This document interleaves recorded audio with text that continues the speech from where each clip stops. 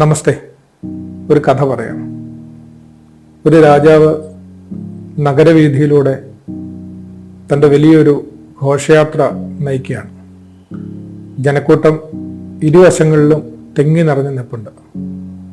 അപ്പോൾ ഒരു ചെറിയ കുഞ്ഞ് അമ്മയുടെ ഒക്കത്തിരുന്ന് ഈ കാഴ്ച കാണാനായിട്ട് ഏന്തി വലിഞ്ഞു നോക്കുന്നുണ്ട്. അത് രാജാവിനെ കാണാൻ വേണ്ടിയിട്ടാണ് ആ പരിശ്രമം മുഴുവൻ നടത്തുന്നത്. രാജാവ് അതുവഴി കടന്നുപോയി. കുഞ്ഞ് രാജാവിനെ കണ്ടു. പക്ഷെ അത് ഭയങ്കര കരച്ചില്. രാജാവ് പോയിട്ട് അമ്മ ചോദിച്ചു, നീ രാജാവിനെ കണ്ടില്ലേ, പിന്നെന്തിനാ കരയുന്നേ? അപ്പോൾ കുഞ്ഞ് പറഞ്ഞു, ഞാൻ രാജാവിനെ കണ്ടമ്മേ, പക്ഷെ രാജാവ് എന്നെ കണ്ടില്ല.